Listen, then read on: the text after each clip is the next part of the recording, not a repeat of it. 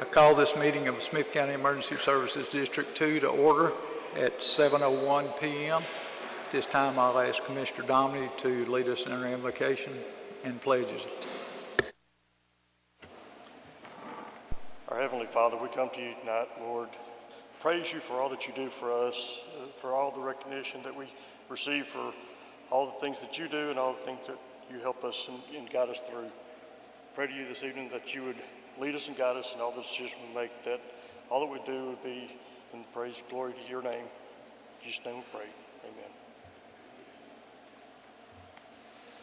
Allegiance to the flag of the United States of America and to the republic for which it stands, one nation, under God, indivisible, with liberty and justice for all.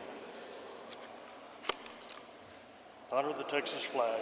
I pledge allegiance to thee, Texas, one state, under God, one and indivisible.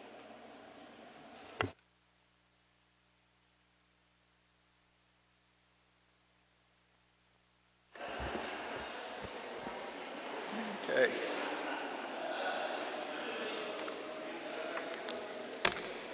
All right, item number 3 on the agenda is recognition of guests and special presentations. I think the board from Jackson Heights is here again tonight, so I welcome them. Moving on to number 4 is public comment. We have 2 people signed up to give us public comment. You'll be allowed 3 minutes each, and we won't be able to take any action on it, but we'll certainly listen to what you got to say and take it under advisement. So at this time, I'll call Mr. Laverius Kennedy up, and if you would, approach the podium and say what you got to say.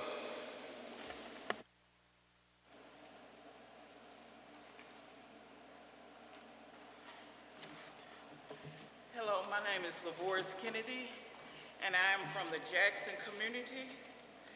And I wanted to ask, has a formal request for full-time staffing been submitted for the Jackson Heights Fire Department?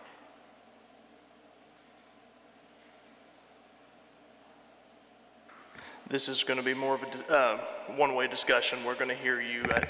We won't offer any answer until then. Okay, could you repeat that? I didn't hear you.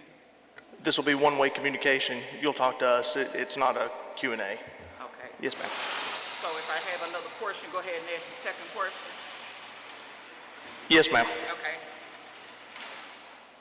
And if not, what do I need to do? Can we make that request now, today, to offer a full-time staffing for the Jackson Heights community?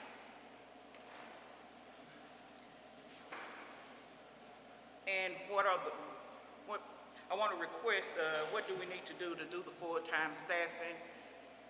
And also, does all of the meetings have to be in the Flint area? Because in our area, in Jackson community, we have a lot of elderly people that can't make the meetings, and a lot of information we're not informed on. So we can get the more information out to the people that it really affects off in the community.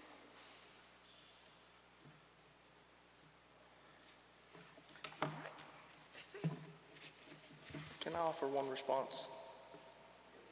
The one thing that we do offer as far as the meetings go is every one of them are live streamed. So everybody that's got a smartphone and has access to YouTube or a computer, they're able to see our meetings. Yes, ma'am. Asking because a lot of the people are elderly that don't have access to the computer. Yes, ma'am. Or to the phones, and that's why I was asking. I got you. Thank you, ma'am.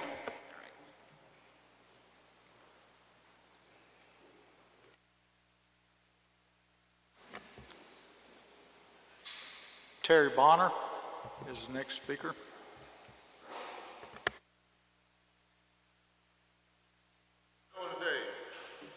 Right. Speaking for the Justice League and on behalf of the Jackson Heights community, what we are doing, we are requesting that the firehouse or fire station get full-time staffing down there. Jackson Heights is a very densely populated area and also accommodates a lot of children and a lot of elderly people. There has been a slew of accidents in the area. It's not just fires we're worried about. It's first responders, it's things of that nature. With that stretch of 31 and old 31, there's tons of accidents. Not saying that anybody's life is in y'all's hands or anything like that, but we don't know what would have happened in some of those situations had EMTs been dispatched earlier. And had we have had EMTs down there at the firehouse ready to go, we never know what would have happened. There are a slew of house fires, grass fires. I've been victim of a few grass fires, inadvertently so. Trash is legal to be burned out there. I instructed my children to burn trash one day and got home in the nick of the time. The fire burned up the backyard, but didn't get the house.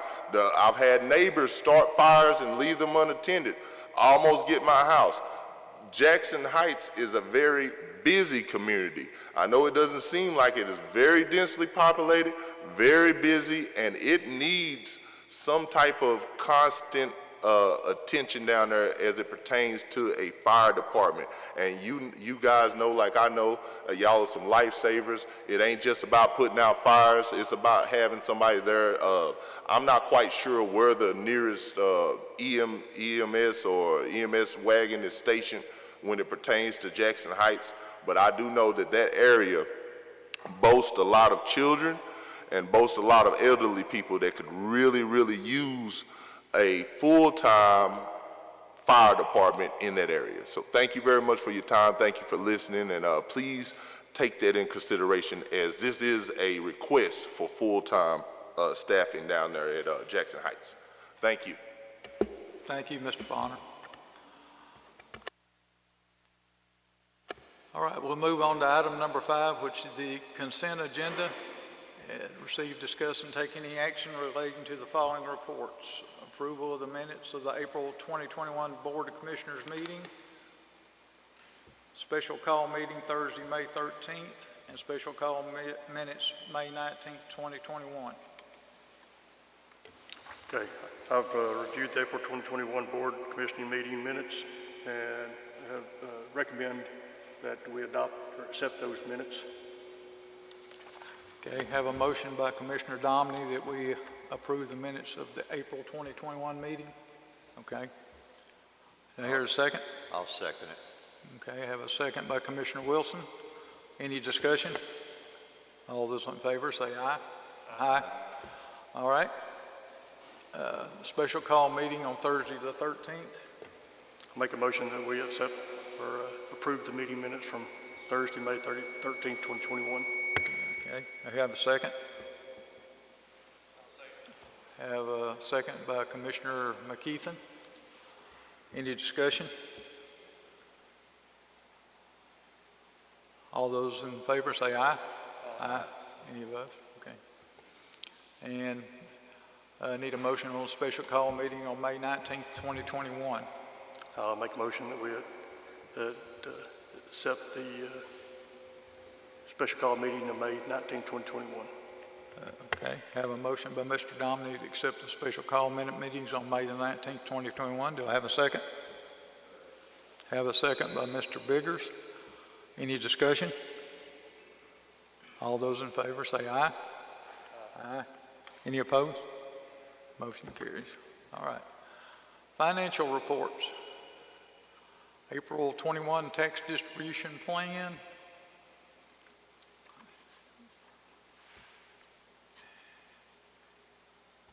And the April 21 financials for the Smith County ESD2.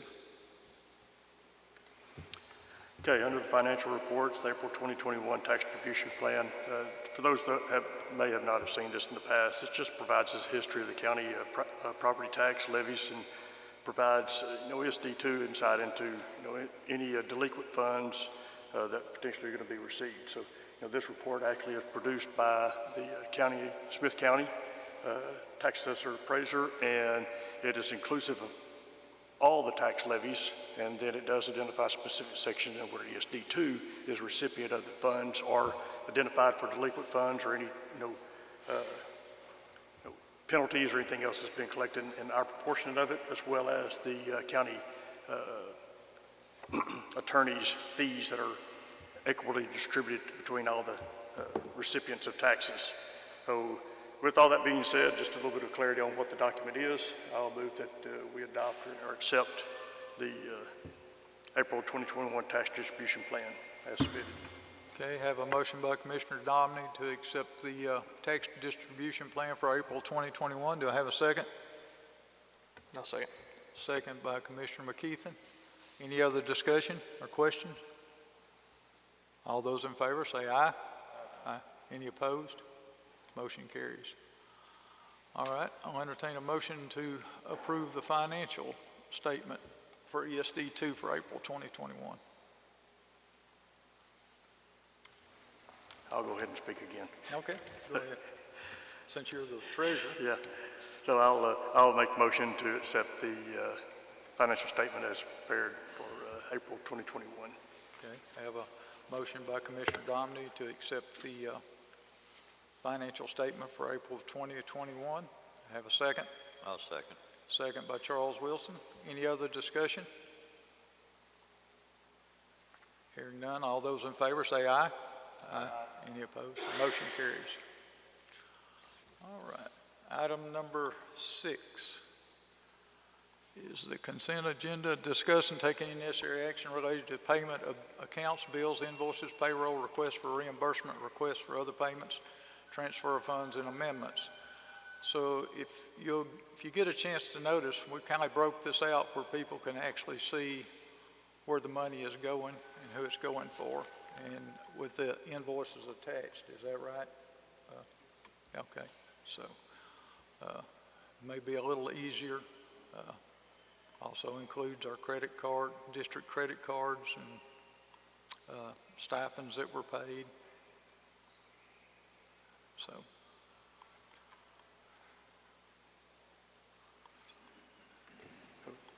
JD, I'll bring attention that we have one credit card that was by a prior employee that was used. My assumption is that was just on an auto bill, and that we're going to actually have probably already cut that card off, and we'll actually have to just go back in and resubmit, and it'll be corrected in future billings. Yes, that was for a LinkedIn subscription that we had, and it was for a LinkedIn subscription that we had that was being billed to her card. Sarah has turned off the card, and we're looking to either, if we want to continue that subscription, we'll move it to a different card, or we'll go ahead and cut it out. But I also assume that we've all looked at any other auto pays that might have been allocated and taken corrective action as well. Will do. Good. Okay. If everybody's had a chance to look at them, I'll entertain a motion to approve these bills. I'll make the motion that we approve the bills as submitted under 6.1, current bills, quotes, and checks over $2,000. Okay. I have a motion by Commissioner Domney, I'll second. and I have a second by Commissioner Wilson. Any other discussion or question? If not, all those in favor say aye. Aye. Any opposed? Motion carries. All right. Item number 7. Get over here to it. Discuss, consider, and take any necessary action related to approval of updates to the SOGs, report writing, I guess, do you want to talk about that, Matt? Yeah, I don't remember if it was JD or Larry, but this was edited in our SOGs about the documenting EMS response times, what we had talked to the county about, and so now we're just putting that into motion. Either Chief Clanton or Larry will put out a training on this to get that started.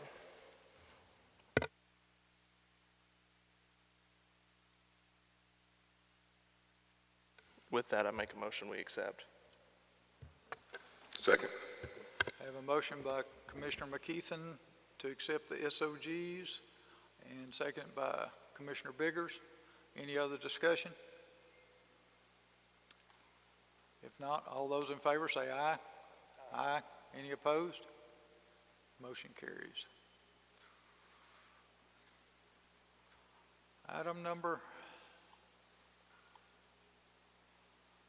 8, discuss, consider, and take any necessary action related to approval of firewall subscription renewal quote from Comware for a total of $3,930.79. Larry, would you speak on that, please? Yes, sir. This is just a renewal on 3 hardware components. This is the ongoing support and virus definition updates. This is a normal purchase and budgeted.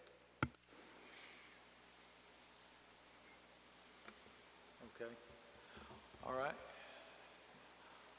I hear a motion to approve the firewall. Motion. Okay. Second. Have a motion by Mr. Biggers, a second by Commissioner Wilson to approve the firewall payment. Any other discussion or questions? If not, all those in favor say aye. Aye. Any opposed? Motion carries. Number 9, discuss, consider, and take any necessary action related to approval of the district mobile phone project fiscal year 2021. Larry, I'll let you and JD both speak on this if you want to. This was requested by a couple of board members that we look into this. This is something that we've talked about for a while. Currently, we have a cell phone allowance. It doesn't cover a lot of employees that are using their personal phones for a lot of department business. And we were kind of asked to look at providing those extra positions with a ESD provided phone, replacing the phone allowances with an ESD provided phone, as well as phones for the Board of Commissioners, so that we can better separate personal and governmental processes. So before you have a plan with all the cost involved. This does work out a little cheaper in the long run, but all in all, it's pretty much a wash cost-wise. But again, it does provide for better separation of government and personal business.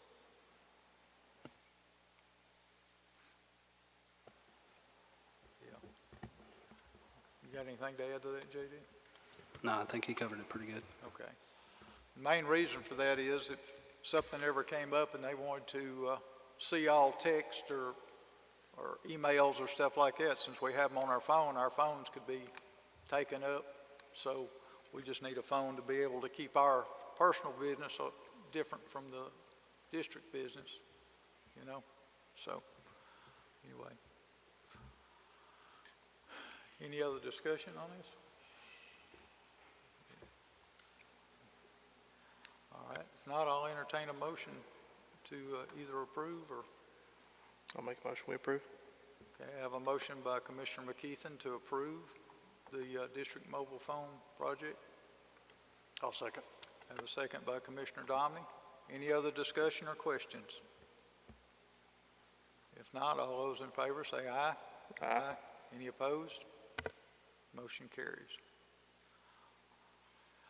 Number 10, discuss, consider, and take any necessary action on the transfer of funds from the sales tax account to the general fund account for payroll expenses.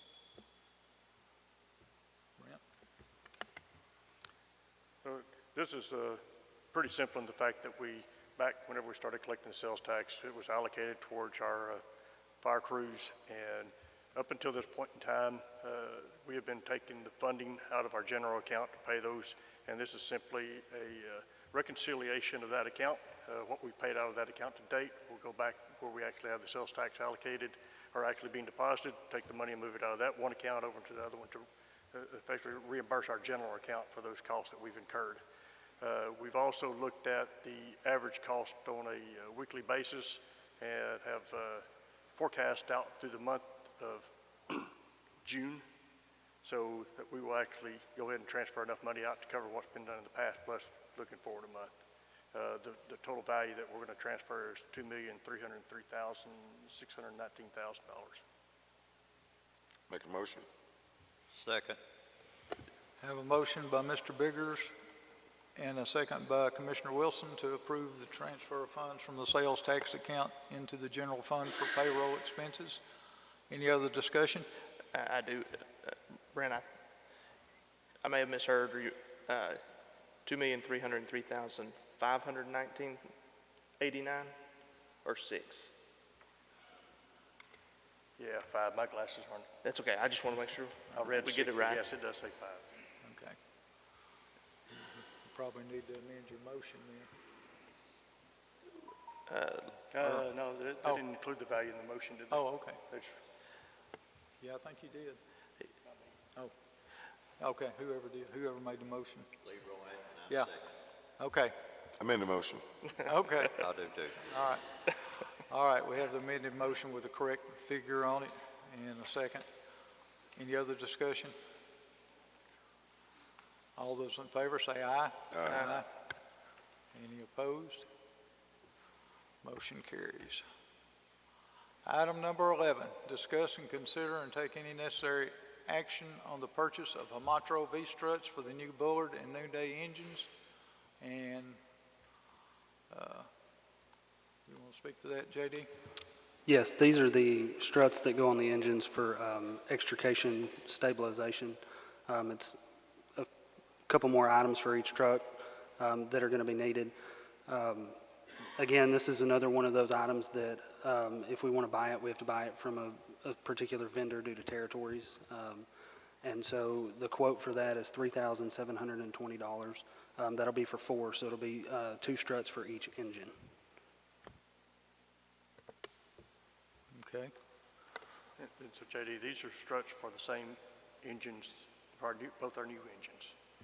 That is correct. Okay, and so back 1 month ago, we said that as far as we know, this is it. So I'm going to ask the question again. Are we looking at other needs for these vehicles? At this point, I don't think so. I'm still trying to figure all that out, and I will get back with you guys. Okay, so we should have an apparatus that says this is what we're going to have on the equipment. We should be able to check off and say this is what we got, what we're doing. The trailing costs just seem to be coming in over and over again. Yes, sir. All right. I'll entertain a motion to approve this quote for the 2 sets of V-struts, one for Bullard and one for Noonday. I'll make a motion that we spend $3,720 on 2 sets of E-struts. I have a motion by Commissioner McKeithen. Do I hear a second? I'll second. Second by Commissioner Wilson. Any other discussion? If not, all those in favor say aye. Aye. Any opposed? Motion carries.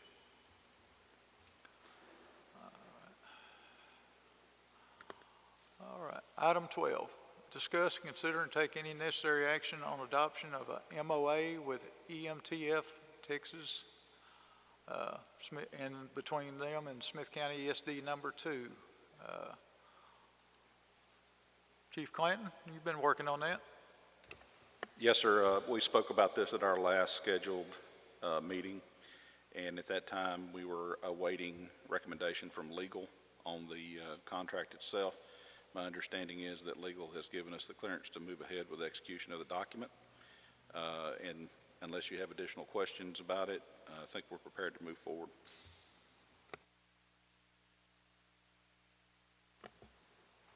Have you had a chance to look over it, Mike? Okay. All right, I entertain a motion to accept the MOU between EMTF and ESD2. Make a motion. Mr. Biggers makes a motion to approve the MOU between EMTF and Smith County ESD number 2. Do I have a second? Second. Second by Commissioner Domney. Any other discussion? All those in favor say aye. Aye. Any opposed? Motion carries. All right. Item 13, discuss and consider and take any necessary action on district organizational chart.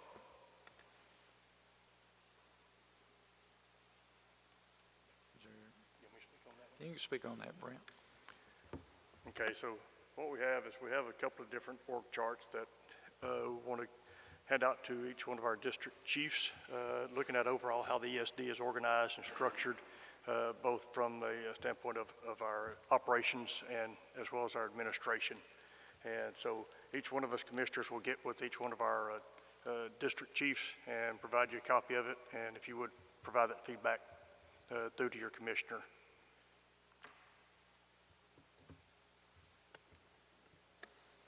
All right. Anybody else have any questions or comments? At this time, I don't believe there's any action to be taken on this, so if there's nothing else to be said, we'll move on to item 14. Item 14, to discuss, consider, and take any necessary action on TFS equipment grant match for Flint Gresham Volunteer Fire Department. Chief Stone, or?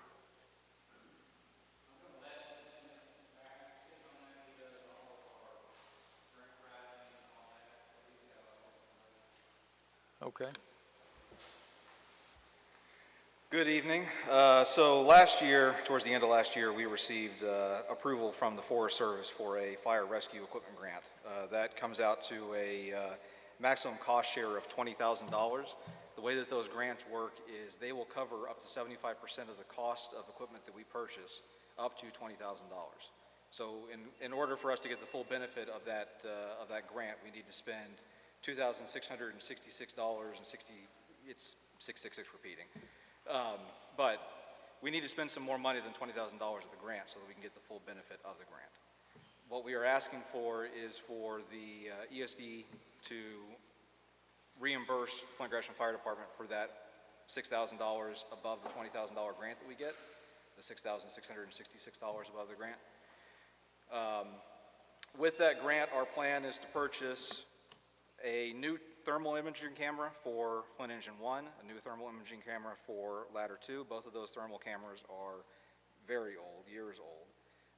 Get a small thermal camera for Command 1, so that we don't have a thermal camera in there right now, so we'd like to put one in Command 1. It's essentially the same thermal camera that the battalion and the captain vehicles have in them right now. We also would like to purchase, or plan to purchase, 2 battery-powered positive pressure ventilation fans, one for Ladder 2 and one for Engine 1. A 5-bag lift set. So for extrication, when we need to lift up a vehicle, we use airbags to lift them up. We have a set on Ladder 2. It is probably at least 20 years old. It's very, very old. It needs to be replaced. So we'd like to purchase a 5-bag set. We also plan to purchase a 4-gas multi-gas detector for Command 1, and then also 2 road flags. They're pink in color, they're easy to deploy, they unfold, they set up on the side of the road, they say emergency incident ahead. You can also, they have Velcro on them so you can change it out, say road closed ahead. It just allows us some better options for controlling traffic. We've had a lot of issues, well, everyone's had issues with people just ignore the road signs that are out there, ignore the apparatus, and this would maybe give them some better direction on what's going on, and hey, the road is actually closed. So that's what we plan on purchasing with the grant, and like I said, what we're asking for is just for the ESD to reimburse the Flint Gresham Fire Department for the extra funds above the $20,000 grant. Any questions?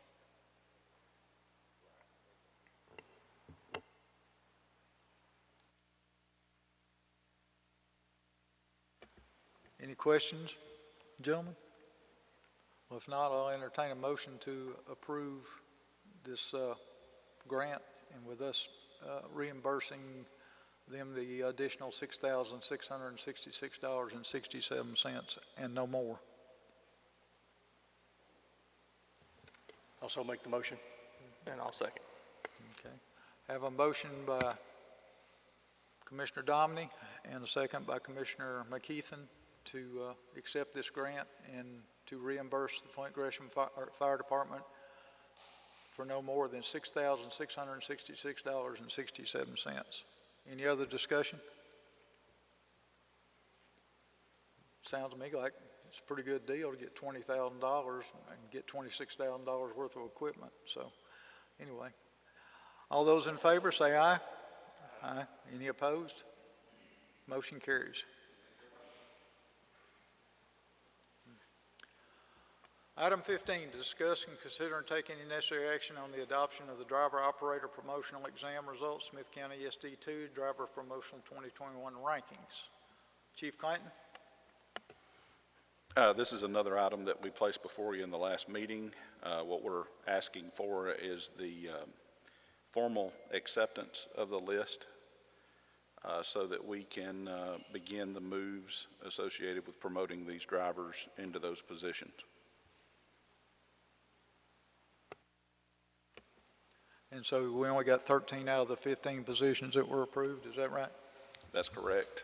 We had 13 successful candidates, and that's what this document here shows you is the rankings associated with that testing process.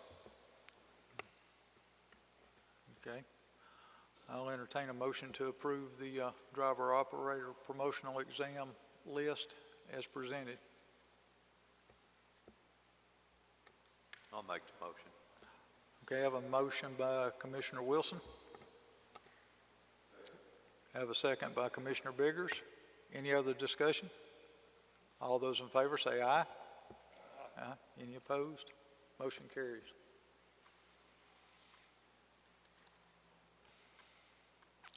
Item 16, discuss, consider, and take any necessary action on the purchase of a lawnmower for Bullard VFD. And I guess, JD, you want to talk about that? Yes. So last month, we had this on the agenda, and we only had the one quote with us. We now have gotten 3 quotes. We got one from Lawnmower Pit Stop off of 155, one from Kelly Tractor and Equipment in Longview, and then we have the original Rockmore's quote. Again, they're the same mower. It's an Exmark Radius E 52-inch Series 3 deck. And the low quote is actually going to be Lawnmower Pit Stop for $5,142.50. I'll make the motion. We purchase the lawnmower from Lawnmower Pit Stop for $5,142.50. Have a motion by Commissioner McKeithen to purchase the lawnmower on the low bid. Have a second? I'll second it. Have a second by Commissioner Wilson. Any other discussion? I just question whether we have any additional fire departments that's going to need lawnmowers where we maybe can do a group purchase and maybe get a little better discount. I haven't had any request to my knowledge at this point. Okay. Any other questions or discussion? If not, all those in favor signify by saying aye. Aye. Any opposed? Motion carries.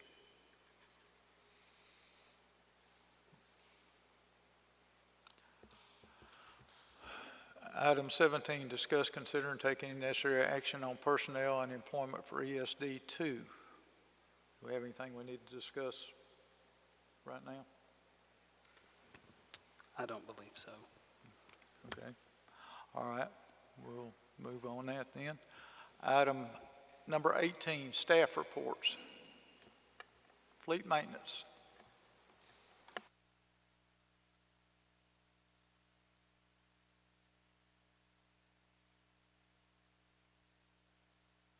Good evening, gentlemen.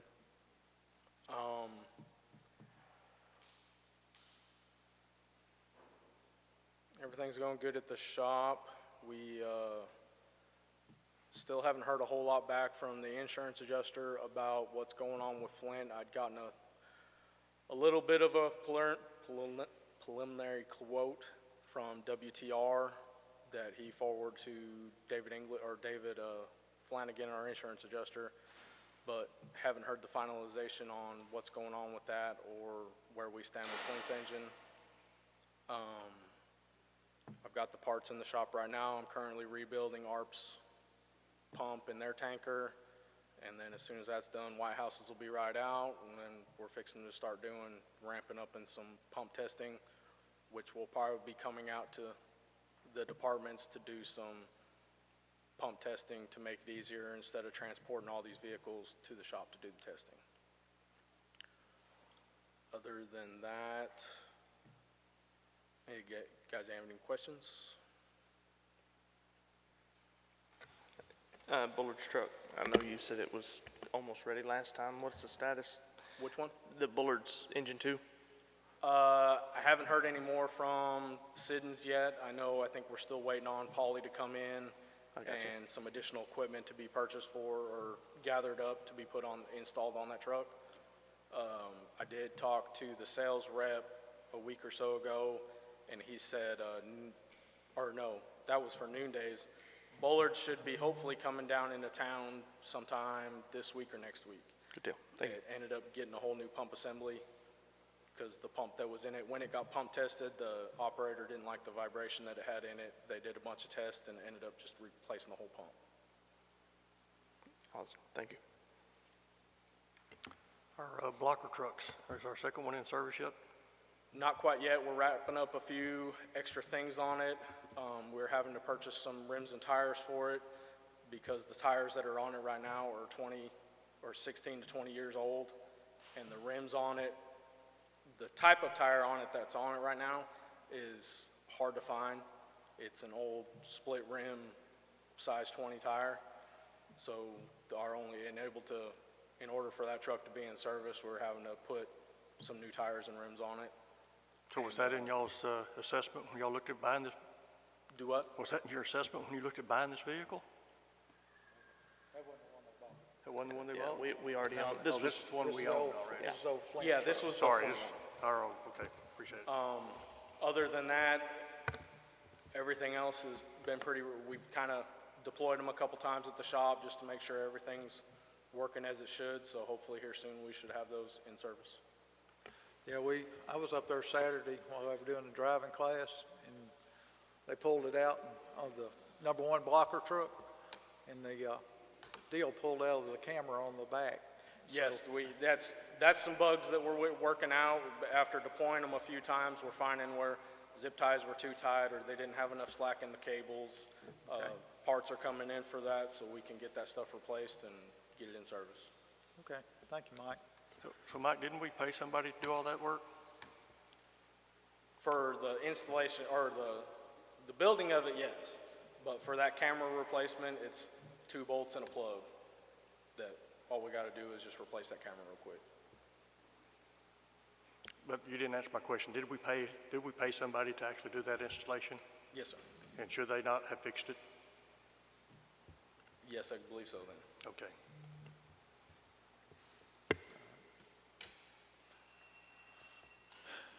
Thank you, Mike. Chief Clanton, Training Division report. Okay, I have you a couple of documents here in the portfolio that sort of demonstrates the training that's been going on both on the CenterLearn product and in live offerings by the Training Division staff out in the field. Unless you have questions on any of that, I think they're pretty self-explanatory. We have a good bit of stuff coming up in the next month or so, and to reiterate, we will be doing the pump operator training and also looking into that hose testing training as part of our additional scheduling. So the completions are a hour or classes, or what is the? Okay, those vary. There would be some of these that if you're asking if that number represents hours completed, that is exactly what that number is. So Bullard VFD has 3 hours completion? Correct. Okay. Now that may have changed since I ran this report. I ran this report the other day, but that was at that point what was reflected. If you look on down here, for example, the full-time employees, 1,650 hours collectively. So one thing to keep in mind here is that the Bullard representations here are reflective of those individuals who have EMS certifications. That's who is on CenterLearn. Okay. That's what UT is paying for. And so it doesn't necessarily, that may only be 3 or 4 or 5 people, 10 people, I don't know exactly. But just because that's a lower number doesn't necessarily mean there's not things going on. And some of these guys, I was interpreting it that way. Okay. I was going to say, some of these guys work and get their credits elsewhere. so they don't have to get them through us. But, yeah. Thank you, Chief Clanton. Chief Information Officer report. Larry? I don't have a whole lot of announcements for the day. Y'all have my statistical report in front of you. We have finished the radio deployment project for the new 800 radios. We still have 1 or 2 people lingering that need to get by and pick up their radios that miss meetings. So we're starting the radio decommission project where we're taking those off the system. We're going through those radios and seeing if we can reuse them for parts for radios that are still deployed. And we'll hang on to the good ones, and we'll look at either auctioning off the old ones or disposing of them if they're too far gone. Other than that, the website redesign's coming along really good. I'm at a spot right now where I'm just waiting for bios and department information from department chiefs and a few of the board members. And I believe that probably July 1 we'll be able to launch that new website. Unless y'all have any questions for me, that's all I have. You issued 40 radios month to date, so how many radios have you issued cumulatively out of all the new ones we've got in? I don't have that number. I can get that for you and get it to you, but I don't have that number in front of me. Okay. I was just looking at how many we got out. We pretty much, probably 200 to 20, somewhere in there would be a guess, but I'll get that number to you. Okay. So let me know how many we plan on issuing, how many we're holding in reserve. That'll give me a better idea on the new radio distribution, how close we are to being done. Okay. Thanks. All right. Chief of Operations report. Chief Smith? Okay, so in your books, I've put some information, incident category, breakdown, report of property and content loss, and then a cost recovery report. These are numbers that we're able to pull based off of our incident reporting. We still got some work to do to make those a little bit more reflective, but unless you have any questions about that, right now the new engines are still in progress. Staff are working on obtaining information to get quotes to test 5-inch hose. The SOG for the 5-inch hose testing is in progress as requested by Commissioner McKeithen at the last board meeting. Also working on getting a plan in place to address the 5-inch that going forward. And then we're also doing a safety policy review post that 5-inch testing failure. And the chiefs are turning in their facility checklist. There's still some that are out there, but I'm getting those back in so that we can use that project going forward. And if you don't have any other questions, that'll be the end of my report. I actually do real quick, and I don't know if JD or Larry be better to answer this, but looking at cost recovery, Dixie by a huge margin wins that. And so where are we, is there something in particular that they recovered big on, or? This is a month to date, so this is going to fluctuate wildly. We could give you a year-to-date report next time as well that'll give you some comparative. They all even out a little bit, but it just depends on what comes in that month. They may have had a big 18-wheeler fire or a large MVA because it goes off billable hours on scene. So there's really no telling. I don't have that in front of me either. I just wondered what Chief York was doing over there. Thought that was pretty good. All right. Thank you, guys. 19, discuss, consider, and take any necessary action on fire chiefs presenting and discussing issues with the board for future action. Art, Chief Arnold.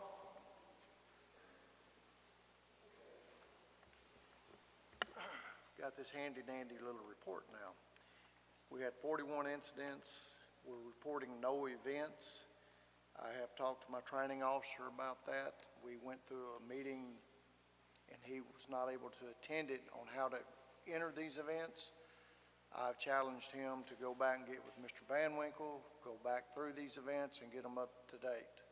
So that should be completed as soon as he can get with Mr. Van Winkle. 35 personnel, 1 person responses, that's good. The 2 no responses, I have questioned those. I went to JD's office, got the reports that we were missing, and went back and talked with the day crews. On a 24-hour station, there should be no responses. They may be canceled en route, but no responses. And we have talked about how to code those with all the day crews, because they do most of the incident reports. Very seldom do my crews do any incident reports anymore. And we've all come to understanding, and they understand what I'm expecting. No false information, but enter the truth. You were canceled en route because you had actually got into the seat. Okay. Incomplete reports, I have not dug into that one. A missing report, as of the other day, we had no missing reports, so I'm still trying to figure that one out. 88 man hours is what we had listed. We've had several events that we've assisted on, and it may be one of the reasons why we have one of these no responses. We were involved in the multiple death fatality wreck on 31. Some of my volunteers were on scene at the time, and I think the day crew diverted that call to another department because he knew we were pretty well tied up, not realizing that some of us were standing by at the station. And I've talked to Larry about something on this man hours report, and I hope that they can get this done. I spend a lot of man hours at the station that I'm not fixing to go in here and write a report about an event. I'm up there checking on the day crew, checking on what's going on. I'm up there 2, 3, sometimes 5 days a week. I need some way to be able to swipe my badge, and he said he's going to try to look into this and try to find out a way that when we go to the station, rather than writing a report, we swipe our card, and it's going to record us being there on standby. Even if it's not a response, we're standing by at the station. It's going to count against our hours. That's what I'd like for. I hope he can get this done. I made a request. We're going to see. We had an oil well or tank battery fire the other day. Lightning struck a tank battery, and there was a lot of confusion about the way we were going to fight the fire. I have visited with the upper echelon, and I have requested, and I have not put this in the email yet, but I am. We need to pre-position Class B foam around the county. We had to wait on foam to come from Red Springs, and we could have had that fire out probably at least an hour before we did. But we need to look at that. We've got the funds and the resources now. We need to make sure we have the proper equipment around the county, especially in my district, Troops District, White House. This oil company that we fought this fire, that's where they're predominantly located, and they have multiple tank batteries in our area. I'd say probably over 100. And the past 6, 7 years, we fought at least one tank battery fire a year. And to have the resources available is going to be key. We had everything else we had. We had all the tank trucks we needed. We had everything else, but we didn't have the appropriate amount of foam. That's part of my fault for not pre-planning well enough. We're going to take care of that. The other thing I need to tell JD, y'all watch that report on their insurance. I talked to their lead man in the field, and he has offered to buy us enough foam to replace what we used and a little bit of extra. But I told him that he's going to be getting a bill, so I don't want him to have to do it twice. So y'all watch that report. If they don't get enough foam paid back, then they're willing to donate us some foam. Mac, I got to give you a hard time real quick. The request to Larry, did you do that in writing for me? No, I was in the office. Well, I'd sure appreciate it if you did. I'll put it in the form of a written comment, but I wanted to see how it fell first. Sure. No, I completely understand. I appreciate it. Sometimes I like to hear what the mule that's going to have to pull the wagon is going to say before I load it. I understand. Thank you. I agree with you, Mac. I don't see how you can have 2 no responses when you have paid staff at your station. So I think it's just a coding error mainly is what it is. Yeah. Thank you for your comments. Bullard.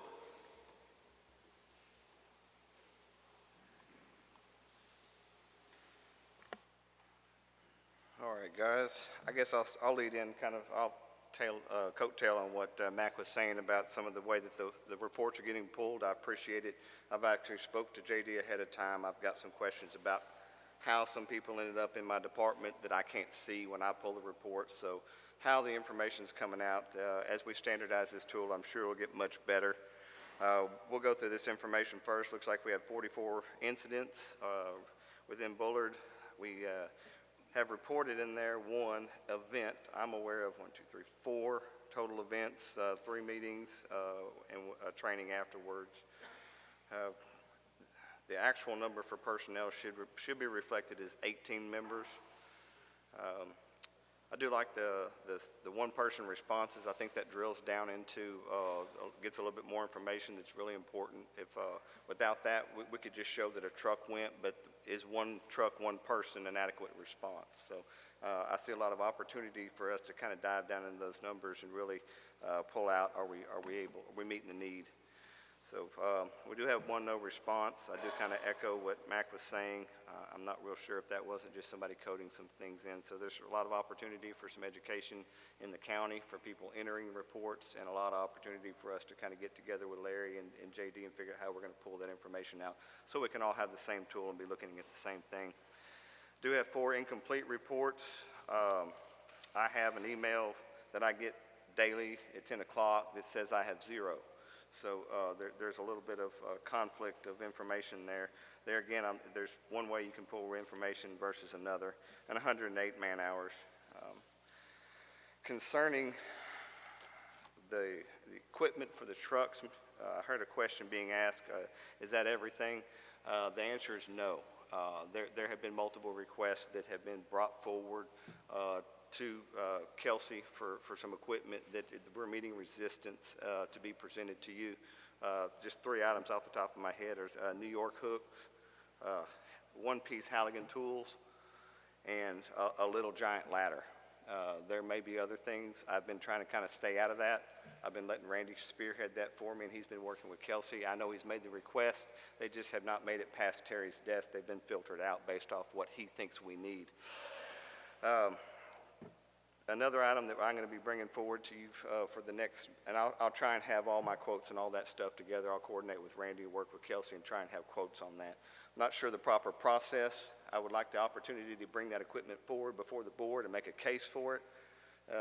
If we can't make our case, then it gets chopped off, that's fine. So I'd rather not bundle that together. We can work on that in between meetings. There's an emblem on Bullard Brush 1 that I'm getting quotes on to get it changed. It lacks the traditional Bullard emblem. I would like to have it say Bullard in gold leaf, just like all the other trucks, and then somewhere else on the truck have the ESD logo.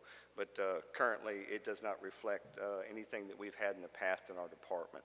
So I'm working on getting that together for you.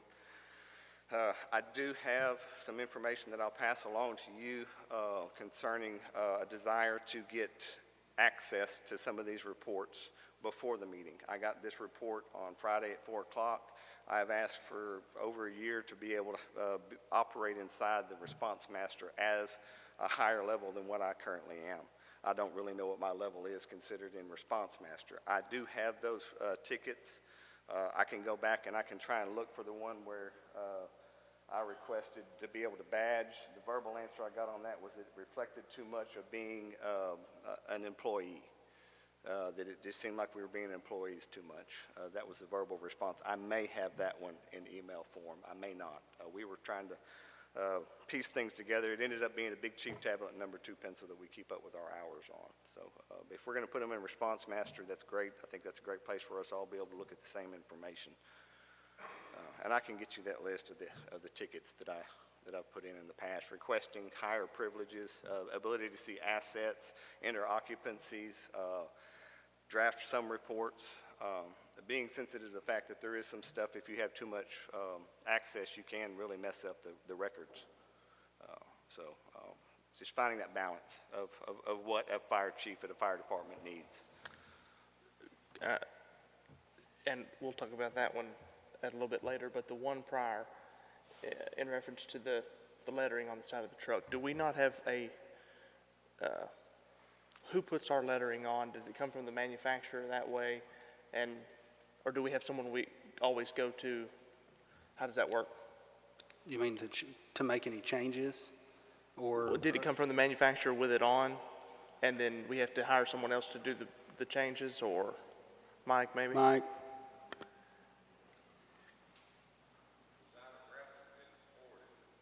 We use a company here locally that does, for the brush truck chassis, they come in plain red, so we usually get the graphics put on. As far as the engines and stuff, that comes from The factory Pierce that way. That way. Do you mind me asking who we use? Do you know? National Trim. Okay. Is that, Johnny, is that something that they need 3 quotes on for a change, or can we just go to our normal, or Brent, either one? How does that? I would prefer we get some quotes so we know exactly what we need to pay on it. And that way everything's above board and legal. I'd like to pay for it once, have it done correct the first time. Yeah, Right. I completely agree. I don't think it was the fault of these gentlemen. Chief, what is it? Just doesn't have Bullard on it, or what's the deal? See that truck right out there, Johnny, that says Flint Gresham Fire Department? So that's how all of Bullard's trucks, it has the gold leaf and it's identified that way. We received the brush truck that we have right now with the black ESD logo patch, and that's it. It's just... Didn't have anything on there. It did say Bullard inside the ESD logo, which there's a lot of different departments would like their trucks to look certain. Would that suffice? At that bottom part. That would probably be cheaper than getting gold leaf put on it, wouldn't it? Yes, they're doing a machine. It's not the true gold leaf, so yes, it is cheaper. Currently, we're looking at about $350 to pull that one off and then put that on. That's just talking to the graphics place there on Flint, in Flint. He mocked some stuff up for me today, and I wanted to get an idea. I think we're trying to keep some uniformity in Bullard's fleet, their own identity. I fully would like us to... We've had a similar issue at noonday, and so we'll need to, go ahead and get your quotes and everything. We'll need to talk about what we're willing to reimburse for doing that. Sure. Thank you, guys. Any other questions for me? No. No, thank you, Jed. See you next month. Thank you. Chapel Hill, Chief Peterson.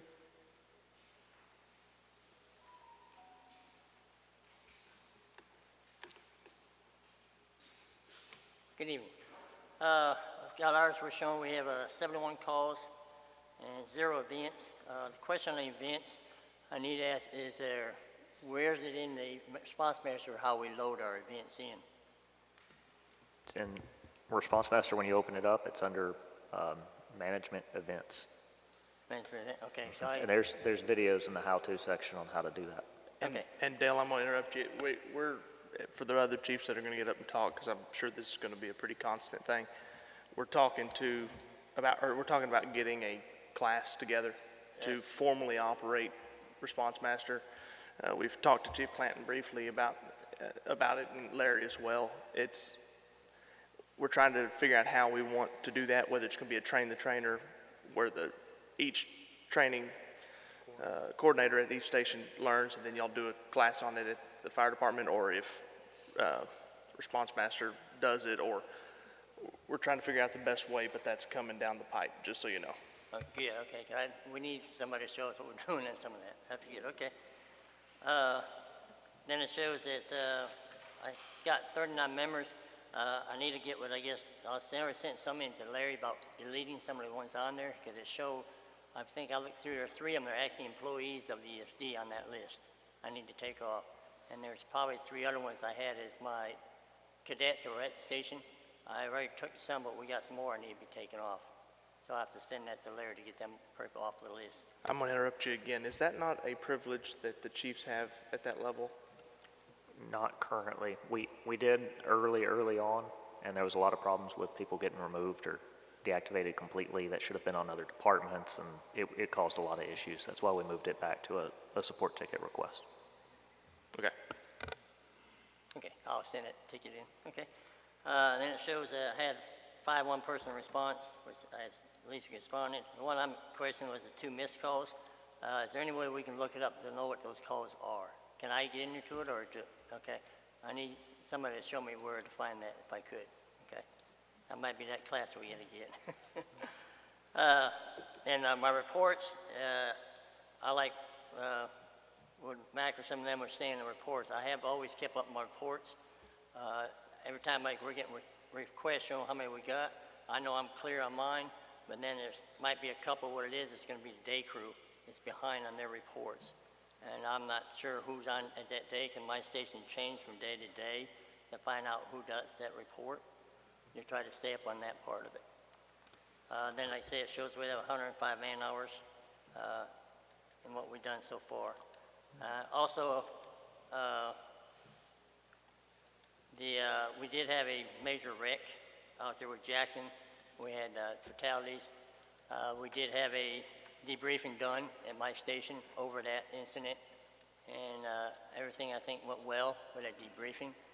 So I just highly recommend if any other department needs a debriefing done or anything, they can contact me, because I'm actually on the team as well, and I can set one up for anybody that needs it. Okay. Another thing with that deal with Mac had on that fire he had, staff did come by my station and grab some of that Class B foam. He grabbed 5 of the 5-gallon buckets. I have not gotten any return back, so he was supposed to give me some back at my station. I have a total of about 8 5-gallon buckets kept at my station of the Class B foam. So if anybody needs it, they can more welcome come get it.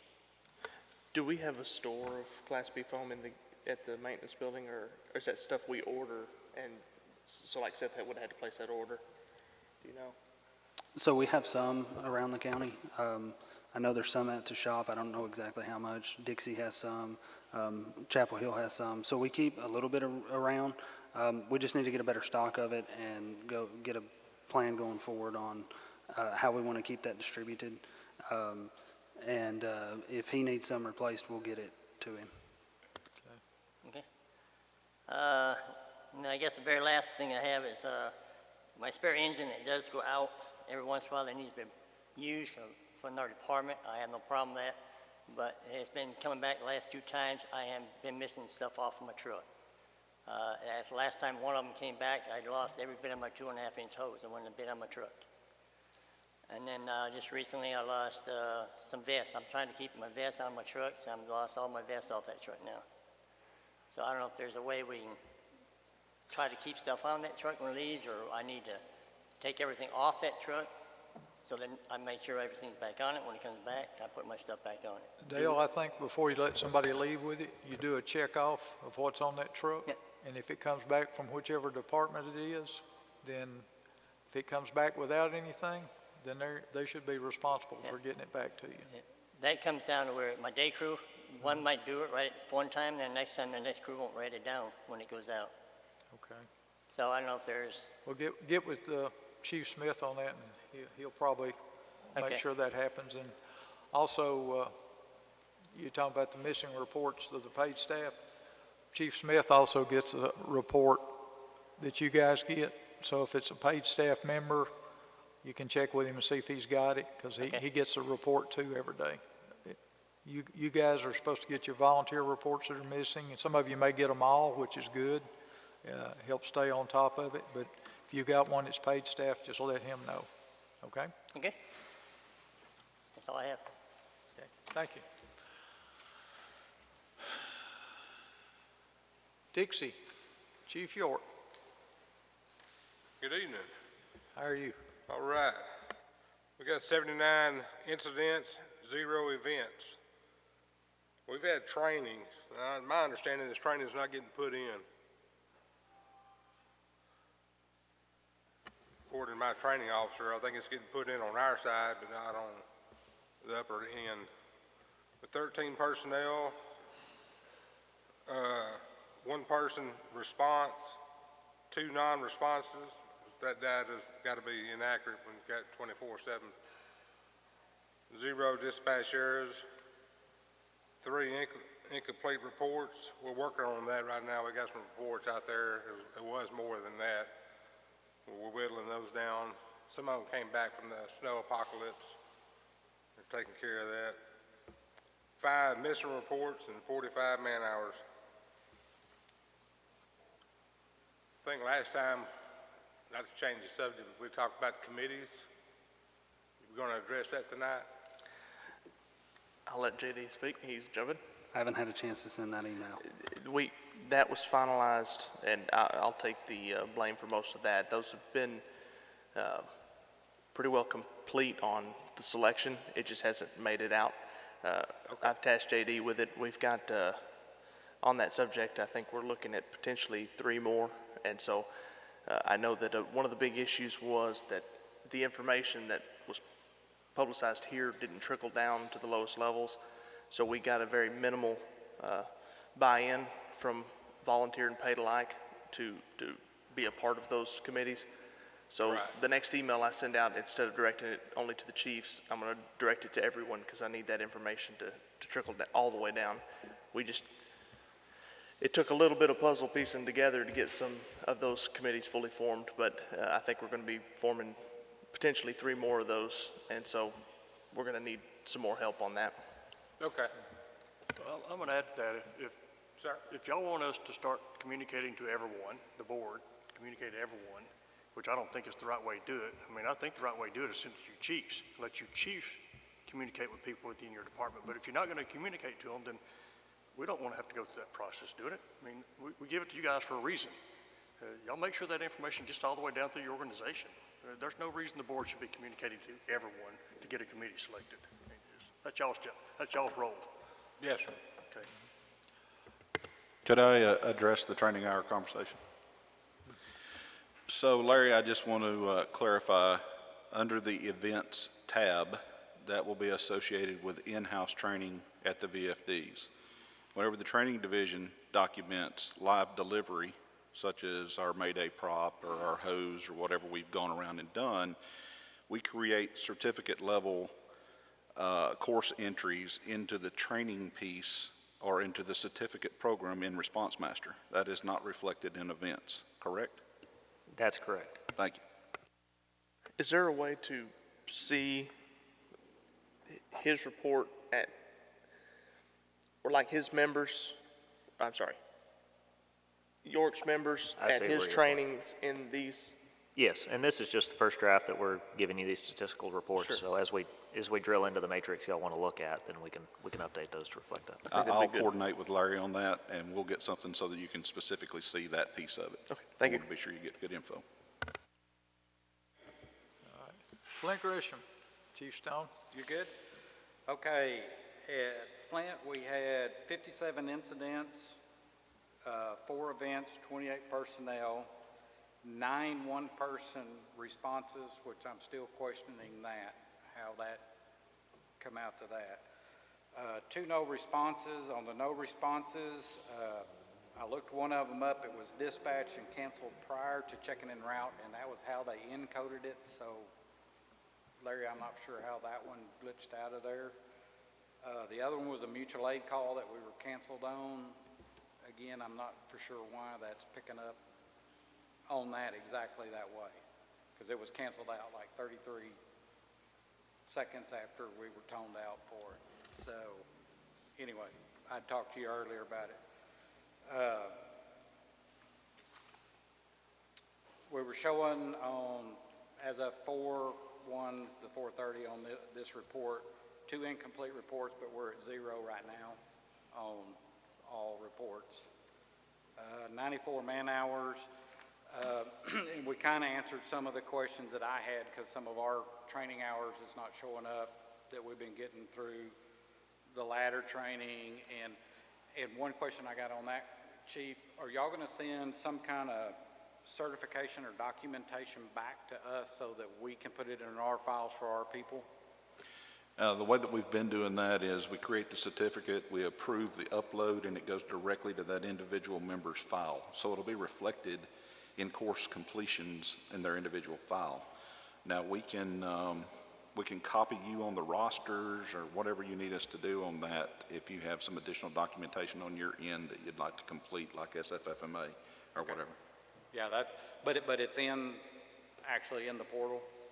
Yes, it should be uploaded to their individual histories. Okay, I can look in that, I just didn't look in there. Of course, that answers that. A lot of stuff I had on here has already kind of been answered, so mine's gonna kind of got shrunk down. I did want to ask Mike about attack 2. Have we heard anything on it? I've not heard anything about what we said on Jackson. Okay.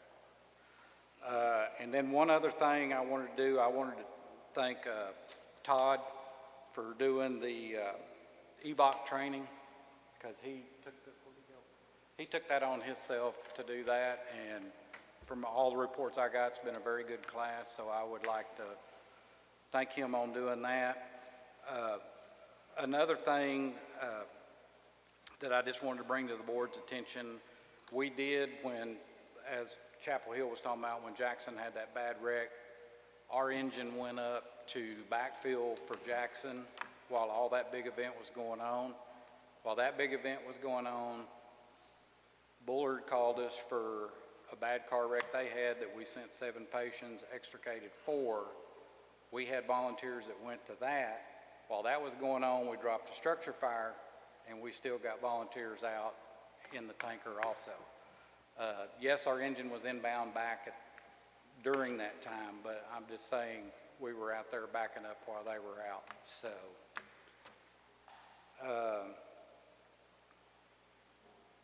I think that's all I had. Okay. So, anyway. Okay. Thank you, Chief. Jackson Heights. I know Chief Atkins is not here, but he sent a representative. Good evening, gentlemen. My name's Paula Hyatt with Jackson Heights. Chief Atkins would like to extend his regrets for not being able to attend. His business called him out of town for his job. Chief Atkins would also like to express his sincere thanks to the members of the Jackson Heights community and his fire board who've come to meeting this evening to support Jackson Heights volunteers. I know that you do have the report in your folder, but Jackson Heights did show 27 incidents. We recorded 2 events, but that does not include the ESD trainings. We do show 27 personnel, but it really should be more like 22 once we get that list corrected. Our incidents included a mutual aid on a structure fire. We had 9 MVCs, 8 medical calls, 1 vehicle fire, and 2 alarms, plus some miscellaneous other items. We have no responses, and we're very, very proud of that. We do have some incomplete reports and some missing reports. When the new administration began to look into these things, we had quite a backlog of reports, and we are steadily making progress getting that corrected. We do have showing 113 man-hours for the month of April. At this time, we have all of our apparatus back in service. That included the command truck coming back into Jackson Heights and E1 at 100% functionality, and we appreciate that very much also. We do have a Texas Forestry Service grant for fire rescue equipment for the $20,000 that will be expiring in July. We're currently taking bids and looking at options for equipment, and we'll bring that information back to you. We are currently looking at bids on a set of jaws and cutters, battery operated, that could be placed on our Command 1 vehicle for fast response, and also as a second set of jaws on scene to complement when our engine arrives. We also have 2 members plus myself who have grant approval to attend the municipal school down at A&M, and we'll be working on that. We did have that one major accident. Well, we have had several major accidents on 31, but the one multiple fatality that of course required a tremendous amount of manpower, and we would like to appreciate the response we had from neighboring departments, from the ESD command staff, in being able to effectively handle that occurrence. We have had our station surveys completed by our chief. We do have a concern that we'd just like to highlight from that station survey. The gear washer that is there at Jackson Station 2 is also on the same breaker circuit as the refrigerator and the microwave. And if you turn any of those, two of those three items on at the same time, the breaker will blow. Recently, someone came and put some things in the gear washer which blew the breaker for the refrigerator, so that was on a Friday night. Come Monday morning, the food in there was bad. So we would like to request someone consider looking at how that breaker is installed. We may need a separate fuse for that gear washer. We would like to, or Chief Atkins would also very much like to express his appreciation for Brent's assistance through IT. He has expressed how impressed he is with the young man and the job he does, and he's been very helpful getting things with the command and our radio systems all lined out and in good working order. We do have one thing we'd like to at least ask consideration. We understand that there was a communication glitch with the stipend system last month, and it's been corrected based on the minutes, but is there a way that we could consider having those stipends direct deposited to each of the departments instead of trying to hand out a paper check every 30 days, which causes a slowdown and a delay? Hand carrying and hand passing paper checks back and forth is probably a less efficient method of transferring funds. That's all I have at this time, sir. Do you have any questions?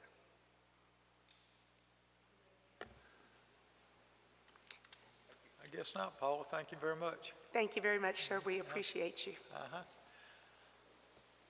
Noonday.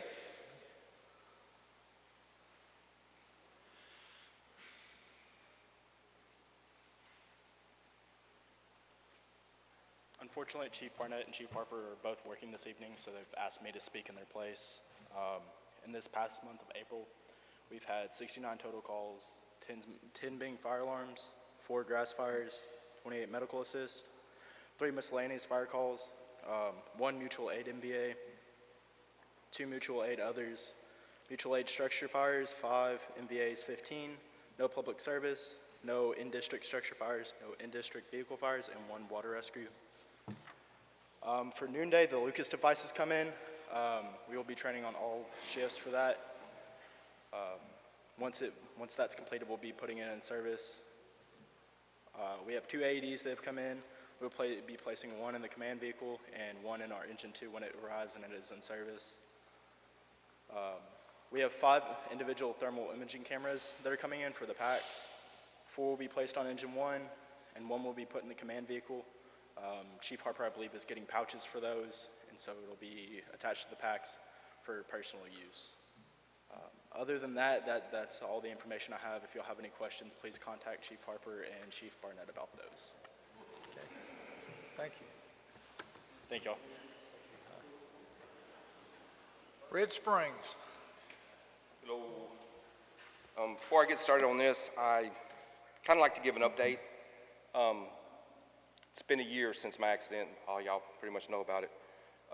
Lots of trips to Dallas, lots of therapy and stuff, and last week I got cleared and I was able to put a glove on for the first time in a year.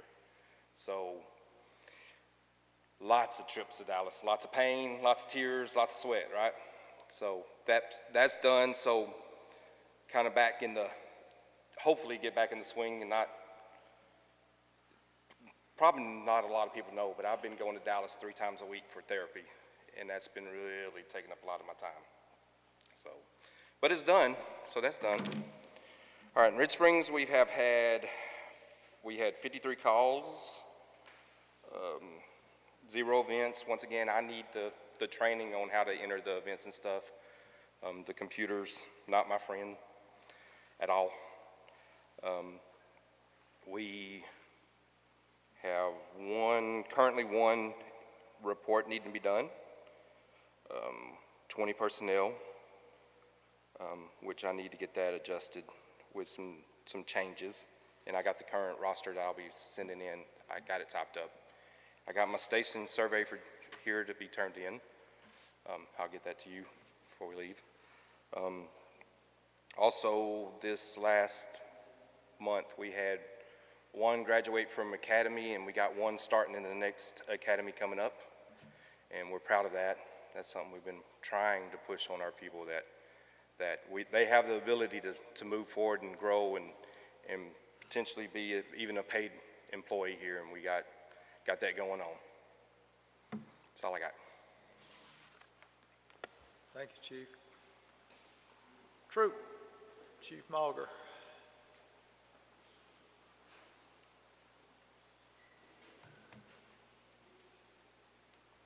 Okay, we had 36 incidents.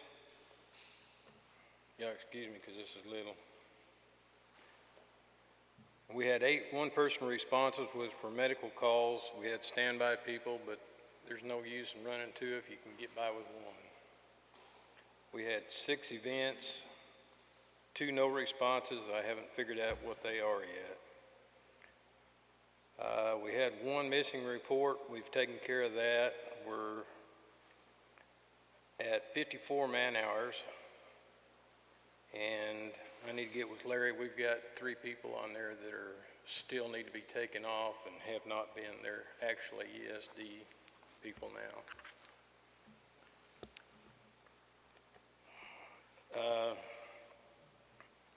We've got the door at Station 1 addressed, which it was out for a while. We got information on our station door, 2 doors. And the parts are on order, I assume, still. I wish they'd hurry up and get here. It gets a little old when you got to raise that door up by hand. I kind of like to get an update on the blocker trucks. I was on the understanding that there was problems with the SOGs. I thought we had those approved and done. Is there an issue that I don't know about? No, it's being addressed. Okay, well, I was just curious. I'd heard that that was part of the problem, that they weren't in service, and Apparently they were curious about how to staff, and I thought we had covered those things, but apparently we need to get in a little more detail, so it's being taken care of. oh, okay. Curiosity. We have an issue, and I'm sure that everybody in here has had the same issue. We send in communications to the different personnel that are taking care of the different issues, and I know I'm not getting the response back as to what's going on, whether they've even received our statement or whatever, that we've issued.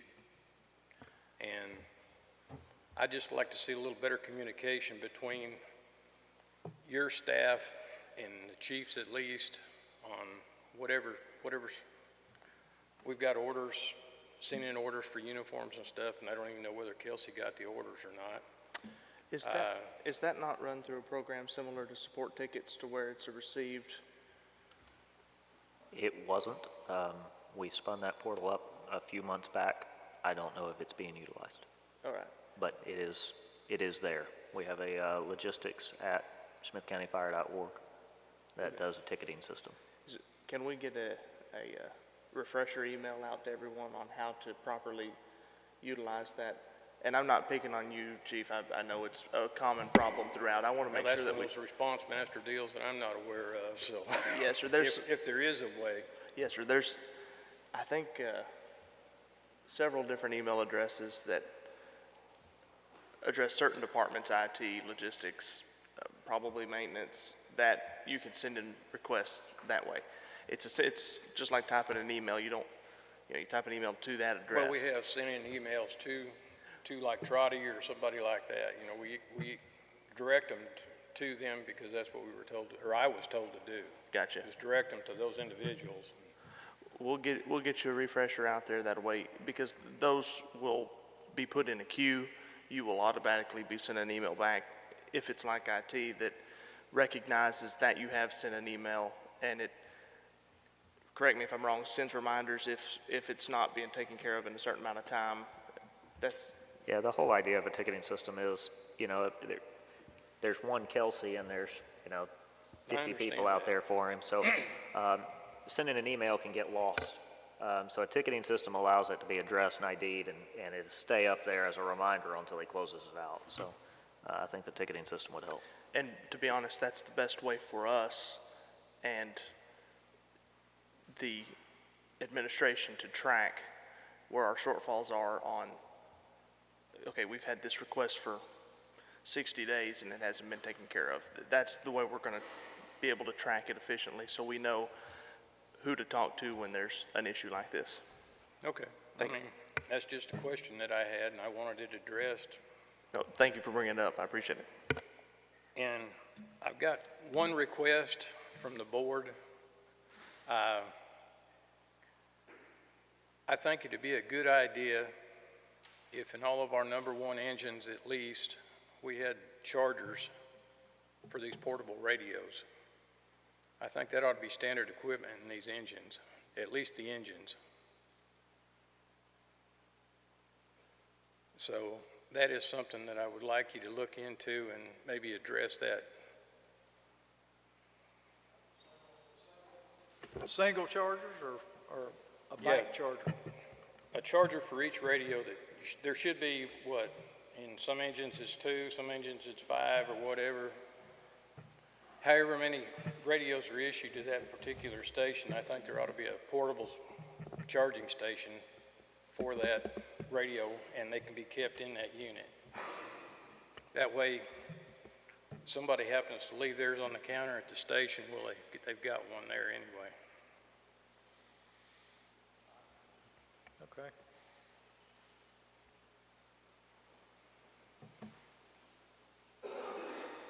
So you're talking about a radio and a charger? An extra radio and a charger? Basically just a charger. We've Just got a the radios at the station. Okay. And they're sitting in, most of us are sitting in the radio rooms or wherever they keep them. Okay. But all we want is just something that we can put those radios, portable radios in a charger on the truck. And that way we know that they're there and they don't have to fumble for them when they get ready to run a call or something. And Chief, just for my clarification, is this something that is designed more for the day staff that are there to have it readily available, or because I would assume the volunteers would take that home, since that is for them to keep up with? I wouldn't imagine leaving it on the truck. Is it, just for my clarification, is that what you're asking for? The individuals have their own radios. Yes, sir. We all know that. Yes, sir. Okay, these are the ones that are issued out to the station. Each station, I think, gets 2 radios issued to them. Is that correct, Larry? Each station has one for every paid position that's not a full-time position, plus one for the station itself. So each station just has one extra radio. Gotcha. So just whatever the case may be, you know, if there's 4 people at that station, there probably needs to be 4 chargers in that unit that goes out. Or 2 people for the daytime, you know, part-time staff and whatever, however you want to do it. But I just think that's something that needs to be looked into. Will do. Thank you, sir. So, what's the problem we're trying to solve? I didn't hear you. What's the problem we're trying to solve? Mr. Donnelly asked you a question. So what's the problem that we're trying to solve? I mean, I want to understand. So I mean, we got people that are leaving their radios, or is that the issue?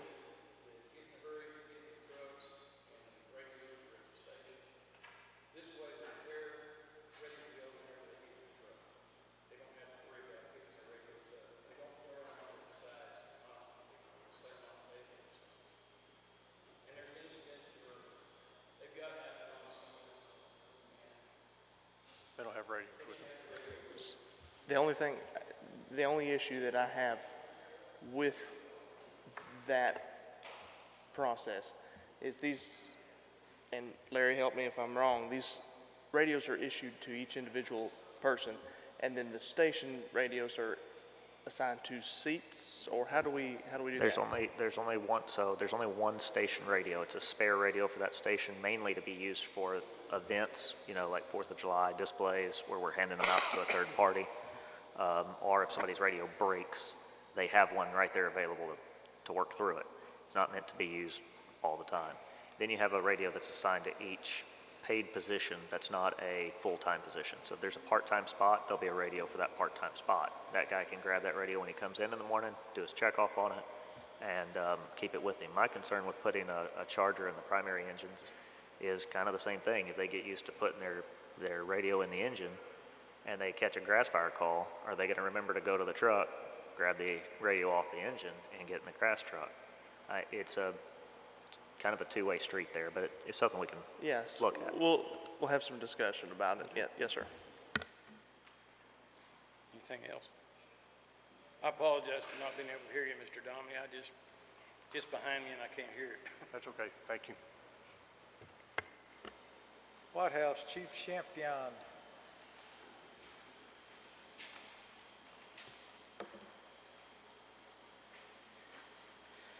Good evening, y'all. In White House, we've had 44 incidents for the month. We had, for one personnel response, we had 3. For events, it shows for none. Now, the biggest thing that we're looking at, Ken Dickey and I are looking at right now, it says shows that we had 8 with no response. We're thinking the majority of those were early in the morning, between a week time that we have of like 5:30 to 7:30 in the morning. And they were medical calls, but we're checking into that. Also on here, I have a list of 25 personnel. We have nowhere near that. We've got like 16, 17 personnel. There's still some guys on our list that are ESD employees. I've got a couple on the list that don't even know who they are, and they're on our list. For total man hours, we had 36 man hours for the month. No dispatch errors. And that's pretty much it in our group, except I did get asked by Keith Tate that he had one more thing for Flint, that if y'all didn't mind, they could address him with that. But if y'all have no questions for me, that's all I have. Gene, have you sent a request to have those people taken off your list? I said, have you had people come in or send a request to take those people off your list that are not on your department? Yeah. Yeah. Yeah. Just send a ticket to Larry and ask him to take them off. And okay. I'm gonna mention one thing really quick. This is about the time of year we normally do our annual audit of all of our users anyways, so they'll be getting rosters here to sign off on shortly. And I'm really glad that we're getting this all brought up and hope that these reports keep those rosters up to date earlier on. So I think this is a good thing. I would request one more thing, and y'all were talking about training and updating and having classes on your computer. Believe you me, I would pick on Mac along with me. Guys, I'm old school, I'm retired. I could care less about learning something on working a damn computer. I mean, sorry my language with it. But if we have these classes and do these classes, let's don't do a show or tell on the screen. I know it's an expense, very big expense.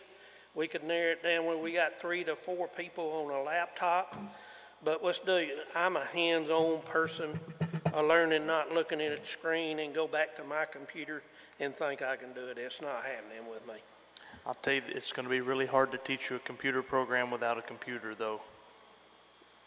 Yeah, I just, like I say, hey, I did 45 years on a computer for Brooksers. Mac will vouch for that. He's still doing it.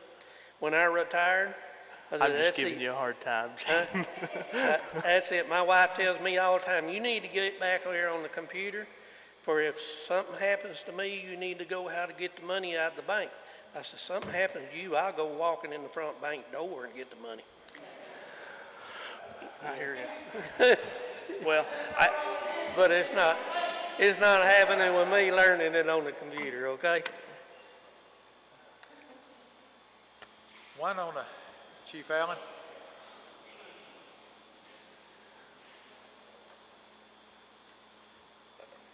All right, as far as Winona this month, we've got 92 incidents reported.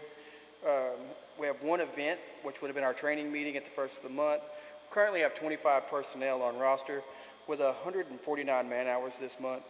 We had 12 reports not started, which are being actively worked on at this time. There was one MVA that required extrication out towards the county line by Gladewater. Our new gear extractor should be arriving sometime this week for Station 2, and we've onboarded one new member to our department this month. Any questions for me? Y'all have a good night. Johnny, I think Keith had something else to say for Flint Gresham. Come here, Keith. I just wanted to bring to your attention, one of the recruitment retention programs that we all use is the fact that volunteer firefighters get free tuition in the state of Texas under the Texas Education Code. We had a volunteer firefighter this week that was denied her tuition exemption because the legislature added a provision in the code several sessions ago that says that you have to be a member of TERSIS in order to claim that exemption. We have talked about that. That's the volunteer retirement system. We've talked about that several times, and there's never been action taken by the board. I'll be honest with you, I'm not sold that that is the best plan for us, but I would like to get that discussion going again so that we can make a final decision on that. And then if we decide not to go with TERSIS, I would ask the board pass a resolution to send to our various representatives to insert language into the code next session. The session ends this week, so we're too late, obviously, this biennium, but 2 years from now, hopefully, we can go back into the code and remove that. That's been a discussion at the state level. Even though that's been in the code for a number of years, I think since 2013, the Texas Higher Education Coordinating Board has advised the schools not to enforce that portion of it because I believe their term was it was inflammatory because there's not every volunteer fire department in the state of Texas even qualifies to be a member of TERSIS because of the way that code is written. But I just wanted to make you aware that we do currently have a volunteer firefighter at Flint that is trying to go to college and finish up her fire science degree, and now that has been put on hold because she is no longer receiving that tuition exemption. Because of that, I would ask that maybe we look at the budget, see if there's any way that the ESD could pay her tuition this semester just like we would pay if she was going to A&M or any other class that we're going to. If there's something that we can do if we can't get it worked out. I have reached out to the college she's going to get an explanation from them as to why they're changing their policy, even though they have accepted it in past years without that. And I'll let you know as soon as I know something. I'll speak with Commissioner McKeithen on that. Is there any way, or should we pass a resolution regardless of the direction we go for the people out there that aren't part of this program? I think it would be good for us to do that. Again, it's going to be, 18 months before we gear up for the next legislative session. But I would like to see at least, the only reason I wanted to put it out there tonight is to get it on your radar that this is a problem. Like I said, this just jumped up. I mean, she told me about it Friday when she got the denial letter back from the college saying that they weren't going to honor that. So we're scrambling as a department now trying to figure out how we can potentially get her into that class and not delay her college education because of a stupid rule. Is that the only, because I know people that have taken classes on that, is there another school she can, is she dead set on that one? Is there another one she can attend? We could attempt to go to another school, yes. The reason that she chose the school that she did is they have been the most liberal with the interpretation of that rule. So the rule actually says tuition and lab fees. This particular college exempts all fees, period. And so the students, when we send them there, they actually get to go to school for free. We only have to buy their textbooks.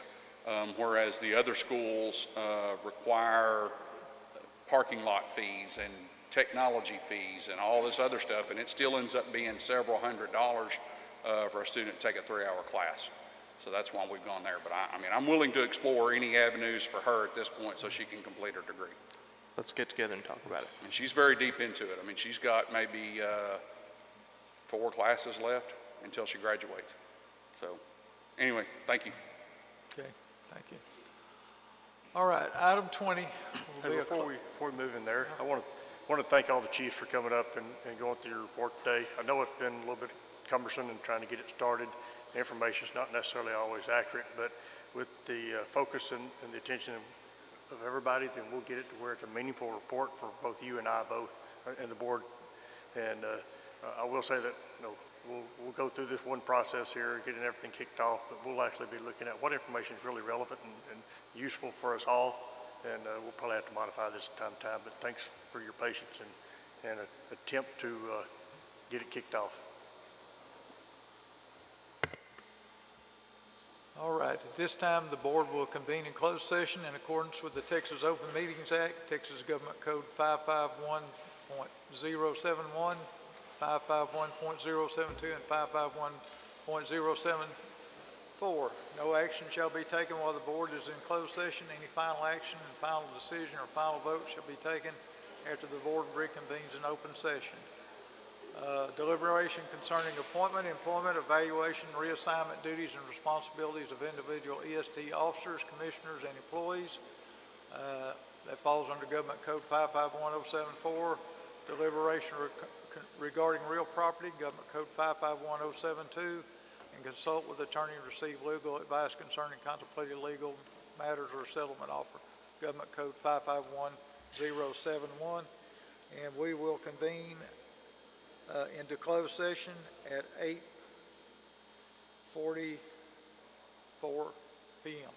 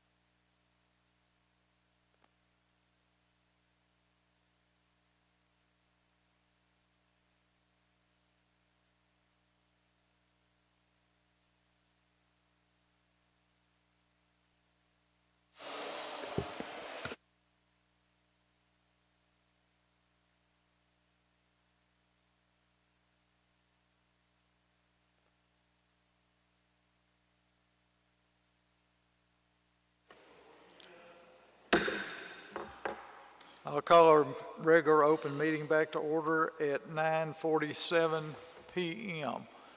At this time, I'd just like to say that Terry has decided to retire effective September 30th of 2021, and he will be on paid leave starting effective today. And JD will be interim chief effective immediately. Outside of that, that's, and we want to thank Terry for everything he's done in the last 8 years that he's been here. He's had a tough job. He's done some good things, so we wish him well. So I think maybe Leroy, you have something you need to say? Well, yes, first I want to express my appreciation for the board and the citizens of the Jackson community coming out to represent your community and express concerns about your community.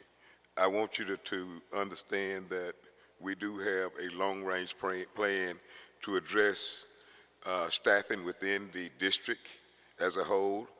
It won't happen overnight, but we do have a plan, or we're working on a plan, and before we can do any shifting or staffing, we got to have the proper facilities.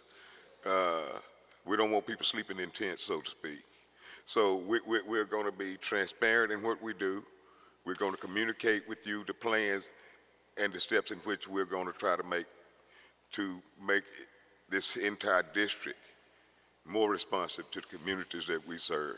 So I want to express my appreciation for you coming out tonight and expressing your concerns for the community. Thank you. Johnny, I'd like to add on one little piece of that. If you don't mind assisting us in going back to the community, and this is across the board, we want people to know, we want to be as transparent as possible. We want y'all to be involved. Come to the meetings. We're looking at a more neutral ground to have the meetings at, so that it's a little easier for people that live on the other side of the county. But we want people to know when the meetings are. Please attend. Please watch the videos. Just be informed. It helps so much with the whole thing. We don't want rumors spread that are false. We want everybody to know the truth. And so being here, being educated about what we're doing is the best way for us to get along and help this county as a whole. So thanks for coming. I really do appreciate it.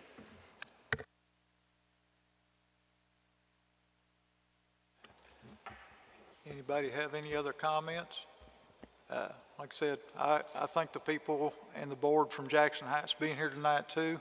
It speaks well of your community, that you want things to work right in your community. So like we said, we're trying to do a long-range plan to identify and do things that are in these areas that are concerned. So we're diligently working on them. Anybody else have anything? Brent, you have anything? Charles, you have anything? Yes, I was just going to update you on our future plans for a fire station up in Jamestown, Garden Valley, Highway 80 area. We've been communicating with Sky Ranch. They've got real interested in possibly housing a station up there in the future. And the vice president and the CEO and Mike McGuire is the director up there, but they have both called me and they have presented this to the big board upstate, and they really like the thoughts. Nothing solid right now, but they said once they got all their students and people signed up for the summer camp at Sky Ranch, they would contact us and some of us could go up and meet all this group and talk about the future up there. But I just want to let you know that it hadn't died down, and in the future we'll be looking at it with them. It sounds good. I know I got one communication from Mike McGuire, and he said he was going to be talking to those folks, but I'm glad he got a hold of you and let you know that. Okay. Thank you. Anybody else have anything they want to talk about? All right, if not, I'll entertain a motion to adjourn. Have a motion by Commissioner McKeithen to adjourn. Have a second? Second. Second by Commissioner Domney. We are adjourned.